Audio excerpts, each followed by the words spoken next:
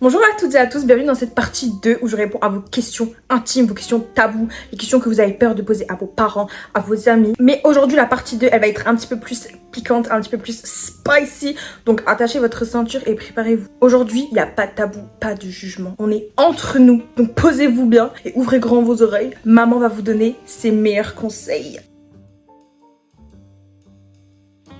Alors, première question, est-ce que c'est normal d'avoir envie de vomir pendant qu'on pratique la fellation? Alors oui, c'est tout à fait normal. Peu importe la taille en fait, c'est tout à fait normal. Après maintenant, il ne faut pas vomir. Oui, il y a des mecs qui vont kiffer. Oui, ça existe. Tout existe. Il y a des mecs forcément ils vont dire ah ouais c'est grave attirant et tout, elle arrive même pas à tout prendre, elle va vomir, bref. Mais c'est dégueulasse, après il faut laver, il y a l'odeur. Donc comment faire? Tout simplement, dès que tu sens que tu vas vomir, tu t'arrêtes. Genre tu relève ta tête. Et avec un petit peu d'entraînement, tu vas réussir à contrôler, on va dire, entre guillemets, et tu auras de moins en moins envie de vomir. Je saigne lors de chaque rapport avec mon copain, est-ce que c'est normal? Non, ce n'est pas normal. C'est normal de saigner la première fois, ça peut arriver. Moi personnellement, j'ai pas saigné, mais c'est normal, c'est possible. Par contre, saigner à chaque rapport, ce n'est pas normal, donc je te conseille d'aller voir une gynécologue. Est-ce que c'est normal que nos petites lèvres dépassent, slash avoir une lèvre plus grosse que l'autre? Donc là, on parle de l'aspect physique de vos parties génitales. Alors il n'y a pas de problème, il faut pas s'inquiéter. C'est pas parce que dans les films, que ce soit films genre pornographiques ou films en général, vous voyez des parties génitales parfaites, complètement rasées, parfaites, vraiment bien pulpeuses, etc., toutes petites, voilà, que c'est la norme. Ne vous inquiétez pas, il y a des formes différentes.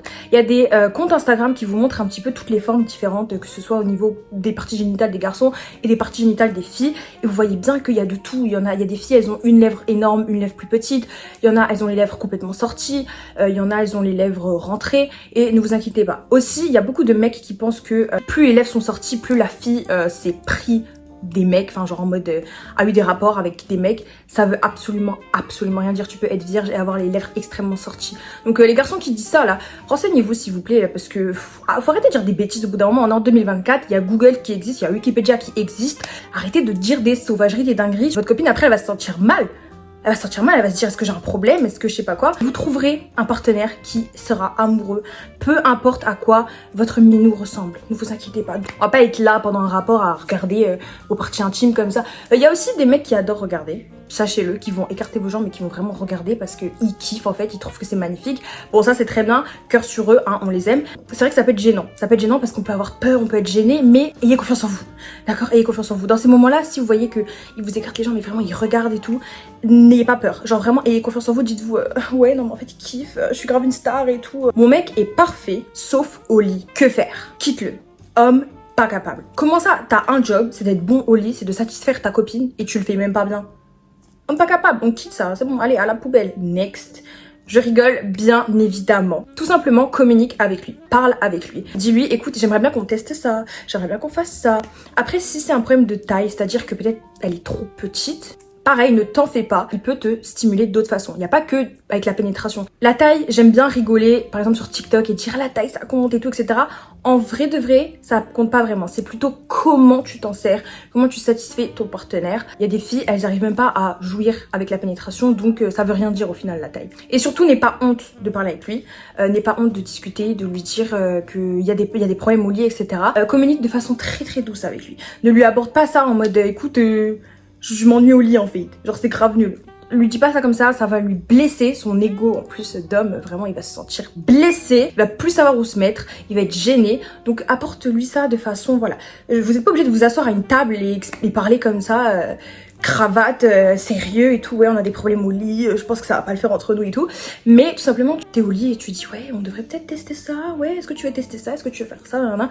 Tu le fais en mode séduction, en mode douceur, tu amènes le sujet avec douceur, d'accord, pas de façon brute. Comment découvrir son corps sans se masturber? Alors tu peux te documenter tout simplement, il y a des livres avec les anatomies, des photos, ils expliquent comment le corps fonctionne, comment le corps réagit. Moi je conseille d'acheter des livres sexuels en fait tout simplement où ils expliquent bien les rapports, comment tu te sens pendant le rapport, comment ça fonctionne. Mais n'oublie pas que c'est ton corps, c'est-à-dire que il y a des choses qu'il y a des gens ils vont kiffer mais toi tu vas pas forcément kiffer. Et c'est donc là que la masturbation est géniale parce que ça permet de vraiment savoir ce que toi tu aimes et du coup de plus tard pouvoir dire à ton partenaire exactement alors moi je veux ça, moi je préfère ça, moi je suis comme ça et tout. Est-ce normal d'avoir besoin de sexe sans avoir fait sa première fois? C'est tout à fait normal, tout à fait normal. Déjà quand t'es petit, tu fais des trucs bizarres. T'es un petit peu excité, les hormones ils commencent à jouer et tout. Tu peux des fois te frotter sur des nounours, des trucs comme ça, des bords de coins de lit, de bref, voilà. On a tous fait ça quand on était petits, mais on savait pas à l'époque. Mais du coup c'est tout à fait normal. On n'avait pas fait notre première fois, on était petits. Genre je sais pas, on avait quoi, 5 ans, enfin ça dépend. Mais on a un éveil sexuel à un moment donné et on commence un petit peu à être curieux. Il n'y a pas forcément d'âge, mais on commence à avoir un éveil sexuel. Donc c'est tout à fait normal d'être un peu horny et d'avoir envie de se faire soulever. Non pardon, excusez-moi. C'est tout à fait normal, même si t'as pas fait ta première fois, ne t'inquiète pas. Et c'est très bien, c'est un bon signe. Parce qu'il y a beaucoup de gens qui vont faire leur première fois, mais qui n'ont même pas encore vraiment eu ce désir. Parce que le désir, il monte en fait. Plus tu grandis, le désir, il va monter, on va dire entre guillemets, jusqu'au jour où tu te dis, ah ouais là non c'est bon, je suis prête, je vais faire ma première fois. Mais il y a des gens, ils vont faire leur première fois un petit peu en rush parce que ils ont eu un peu la pression de leurs potes. Ils disent, ah ouais, toi t'as pas fait ta première fois, toi t'es encore vierge, toi t'es gna. Du coup, ils vont faire leur première fois, mais ils vont pas trop kiffer parce qu'ils étaient pas assez excités. Ils avaient pas un désir assez grand. Du coup, c'est très bien que t'aies envie déjà. Et comme ça, le jour où vraiment tu vas faire ta première fois, mais tu vas kiffer, même si il y a des risques que ce soit un peu nul, tu vas quand même kiffer. Tu vas kiffer parce qu'au moins tu as vraiment eu envie de le faire. Voilà, à part si tu fais ta première fois avec quelqu'un qui sait te mettre à l'aise et qui lui a déjà fait sa première fois, qui a déjà eu des rapports, c'est différent. Mais si c'est votre première fois à tous les deux, ça va pas être le feu. Hein. Voilà. Après, tu peux pas faire de généralité, il y a toujours des miracles. Mais voilà. C'est notamment pour ça qu'il faut absolument pas se faire de stress sur la première fois parce que c'est pas du tout ce à quoi on s'attend. C'est un peu nul, c'est un peu confus, ça rentre même pas vraiment. On sait pas trop, c'est un petit peu gênant, c'est voilà. Ça fait 8 mois que j'ai fait ma première fois avec mon mec mais je n'ai toujours aucun plaisir. Est-ce que c'est normal? Là moi je te conseille de parler à une sexologue qui je pense va trouver la solution. Moi je peux pas te dire parce que vraiment je sais pas du tout. Mais je te conseille, ça c'est mon conseil, parle à une sexologue. Tout simplement, parce que elle est bien qualifiée, elle va bien t'aider, tu vas bien lui expliquer le problème en profondeur et elle t'aidera. Peut-être c'est un problème d'attirance envers ton mec, peut-être c'est un problème de toi, t'as du mal à t'ouvrir, à être à l'aise, peut-être que t'as des traumas un petit peu refoulés dans ton inconscient qui font que t'as du mal à apprécier le moment, à vraiment être excité, ou alors même c'est ton orientation sexuelle, peut-être que voilà, tu t'es trompé là-dessus. Peu importe, voilà, je ne dis rien, je ne sais pas, je connais pas assez, j'ai pas assez de détails, mais mon conseil, sexologue. Tout simplement, c'est pas une honte d'aller voir des sexologues, des gynécologues. N'ayez pas honte, c'est leur boulot. Tous les jours, ils voient des gens comme ça, ils ouvrent des jambes, ils voient des minous. Ils ont pas peur, ne vous inquiétez pas. Parler de sexe avec eux, ce n'est pas du tout gênant, ne vous inquiétez pas. Moi au début, j'avais un petit peu peur, j'étais un petit peu en mode par exemple, moi quand je suis tombée enceinte et que du coup j'ai dû faire des échographies et qu'on a dû regarder entre mes jambes, etc. et tout, me poser des questions sexuelles, j'étais un peu gênée, j'étais un petit peu en mode oula. Mais après, en fait, tout simplement, on s'habitue et puis on réalise qu'en fait, eux, toute la journée, ils ont des clients comme ça. Comment faire pour approcher l'autre? Donc en mode séduire un petit peu, se préparer pour l'acte, etc. Chauffer. Alors ça dépend de tout le monde. Essayez de vous renseigner. Si vous êtes une fille par exemple et vous sortez avec un mec, essayez de vous renseigner sur un petit peu les fantasmes de votre mec, ce qu'il aime, en mode les habits. Parce qu'il y a des mecs par exemple, ils vont aimer les chaussettes hautes. Voilà, chaussettes hautes, petites jupes un petit peu en mode écolière, bref, ils vont kiffer. On n'est pas là pour juger les fantasmes, d'accord? On n'est pas là pour juger, même si c'est un petit peu bizarre, ça reste un fantasme. Il faut savoir qu'il y a des gens, ils ont des fantasmes un peu bizarres, oui, ça peut faire peur, on se dit, ah, c'est un petit peu un red flag, mais il y a des gens bienveillants, il y a des gens bien qui ont des fantasmes un petit peu, voilà, un petit peu écolières, peut-être un petit peu... Voilà, bon après s'il a un fantasme, je sais pas moi, et ça ressemble à un truc un peu illégal, genre en mode, voilà, bon. Mais encore une fois, je ne suis pas là pour juger. Je ne suis pas là pour juger tant que tout est fait dans le consentement. Il n'y a pas de problème. Voilà, tant que tout est fait dans le consentement, il n'y a pas de problème. Moi, je ne suis pas là pour juger les fantasmes des autres. Mais essaye de demander, t'aimerais que je m'habille comment, etc. et tout. Et il y a des garçons, ils vont adorer la lingerie. Il y en a, ils vont adorer ton corps nu, sans rien. Et tout simplement, tu poses la question. Et une fois que tu sais ce qu'il aime, bah, ça va être beaucoup plus simple, en fait, de le faire plaisir. Et pareil, la question, t'es pas obligé de t'asseoir à une table, d'être en mode, bon, tu veux que je m'habille comment pour faire le chololo. Mais tout simplement, avec un petit peu de douceur, comme ça. Ah, au fait, t'aimerais que je m'habille comment, de savoir ce qu'il aime, les zones, etc. Renseigne-toi sur les zones un petit peu sensibles, genre le cou par exemple. Il y a des gens qui sont extrêmement sensibles du cou, genre tu les embrasses sur le cou, ça y est, ils deviennent durs, ils bandent, ils deviennent excités de fou. Donc essaie de trouver les zones vraiment qui sont un petit peu sensibles, essaie de trouver, fais tes recherches et en parallèle tu lui poses des questions, ah au fait est-ce que nanana et tout, ou tout simplement essaye de l'embrasser et tout et vois sa réaction. De toute façon tu vas voir au bout de 2-3 secondes, si il te regarde bizarre en mode qu'est-ce que tu fais, laisse tomber, fais genre oh non rien, tu laisses tomber. Et si tu vois qu'il est en mode il kiffe, bah tu continues tout simplement et après l'acte va venir tout tout seul. Mais n'oubliez pas que la communication c'est très important. Et si vous êtes un peu gêné de communiquer, faites vos recherches de votre côté, sur internet, comment faire plaisir à un mec, et ensuite vous testez sur le mec. Vous voyez ce que je veux dire? Il y a tout, on trouve tout sur YouTube, il y a Google et il y a des livres surtout. Des livres vraiment qui parlent de ça avec des images qui vous expliquent. Et ça peut vraiment vous aider, ça peut vraiment vous changer la vie. Et ça peut pimenter votre vie sexuelle tout simplement. Est-ce que ça devient lassant de le faire souvent avec la même personne? Alors malheureusement, oui, il y a le risque que le faire tout le temps avec la même personne, c'est lassant. Et du coup, pour éviter que ce soit lassant, il faut changer d'endroit. Il faut rajouter un petit peu de piquant, je sais pas, faire un peu des roleplay, etc. C'est un peu gnangnan, mais en fait non. C'est pas gnangnan, il faut normaliser ça. Je suis désolée, quand t'es en couple avec quelqu'un et que t'as des rapports vraiment fréquents tous les jours avec la personne, plusieurs fois par jour, et vous êtes toujours dans la chambre, etc. Enfin, au bout d'un moment, c'est pas que tu t'ennuies, mais t'es un peu moins excité. Tu kiffes toujours autant, mais t'es un petit peu moins excité. Du coup, faut tout simplement varier. Et discuter avec son partenaire, encore une fois, la communication. La communication prône, la communication c'est très très important.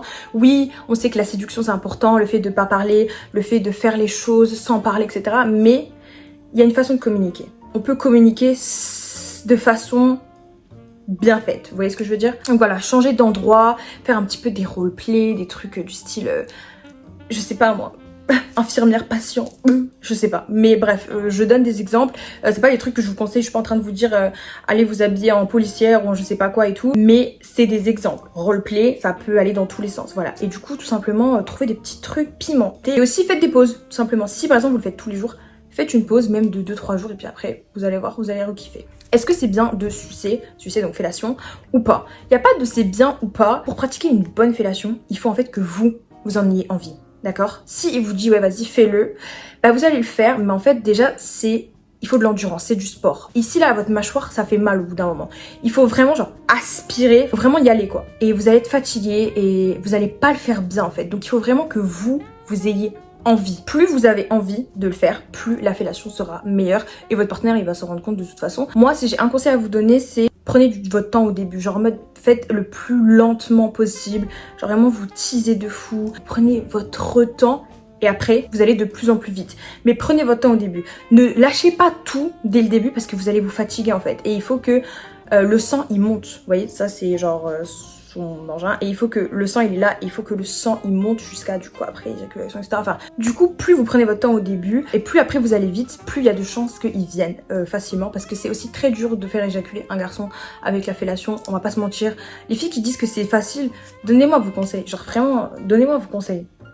Non mais genre venez on arrête la vidéo 2 secondes, les filles là donnez-moi vos conseils parce que je sais pas comment vous faites. Après ça dépend vraiment du garçon, il y a des garçons qui sont très sensibles et d'autres moins, mais c'est how do you do it? Est-ce que j'étais gênée avant de le faire, donc avant de faire ma première fois? Alors non, j'étais pas gênée parce que c'était avec mon copain, mon premier copain, et ça faisait vraiment longtemps qu'on était ensemble, ça faisait déjà plusieurs mois. Et surtout on avait fait des préliminaires avant, du coup je connaissais déjà son corps, il avait déjà un petit peu vu le mien. Est-ce qu'on est vraiment obligé de faire les préliminaires avant la pénétration? Pas forcément, parce que si t'es assez excité, si t'es assez donc mouillé, etc. et que ton partenaire est assez dur, ça va glisser plutôt facilement. Mais les préliminaires sont quand même recommandés, mais c'est pas obligé en mode que ça dure 20 minutes, que ce soit long, etc. Mais c'est juste toucher l'autre, s'assurer que la fille elle est assez ouverte, genre il y a quand même 2 doigts qui passent genre, parce que si même un doigt ça fait mal, bah du coup vaut mieux pas tester. Et pareil pour le garçon, si il bande pas assez, il va avoir du mal à rentrer. Donc c'est quand même relativement important, mais c'est pas obligatoire. Faut juste s'assurer que les deux partenaires sont prêts, genre leurs corps sont prêts, le mental aussi est prêt. Quelle est ma position préférée? Je n'ai pas de position préférée. Des fois une position que j'aime beaucoup va me faire mal parce que mon partenaire va être un petit peu plus dur on va dire que d'habitude. Et du coup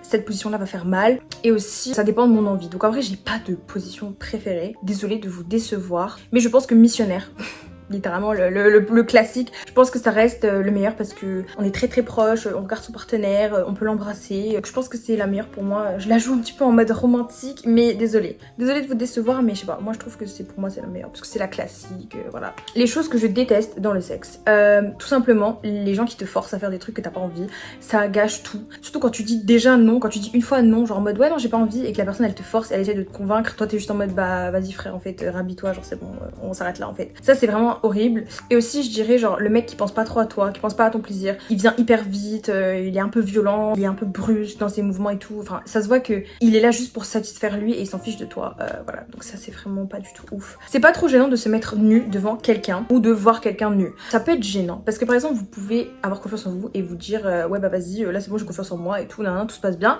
Et en fait c'est l'autre personne qui va vous gêner parce qu'elle va faire un truc où elle va être gênée et vous allez sentir l'énergie, vous allez sentir que la personne elle est gênée et du coup vous aussi vous allez être gêné. Ça peut arriver, ça arrive à tout le monde, même quand t'es en couple depuis longtemps, ça peut arriver, voilà.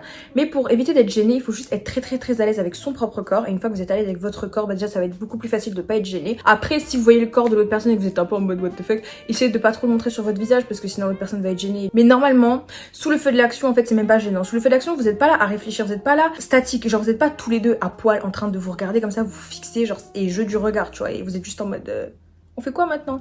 Normalement, quand vous êtes vraiment excité, vous avez pas trop le temps de penser à ça, vous avez pas le temps de regarder la personne et de réfléchir en fait. Juste vous êtes pressé de le faire. Normalement ça devrait bien se passer, mais ça peut toujours arriver d'être gêné, voilà. Mais ne vous inquiétez pas, même si vous êtes gêné, c'est pas grave. Juste essayez de pas trop montrer sur votre visage pour ne pas gêner l'autre personne. Donc c'est la fin de la vidéo, j'espère infiniment qu'elle vous aura plu. N'hésitez pas à me suivre sur mes réseaux sociaux. Il y aura le lien en description de mon Instagram, de mon Snap, de mon TikTok. Je vous fais plein de gros bisous et je vous dis à bientôt pour une prochaine vidéo. Bisous mes ratatouilles.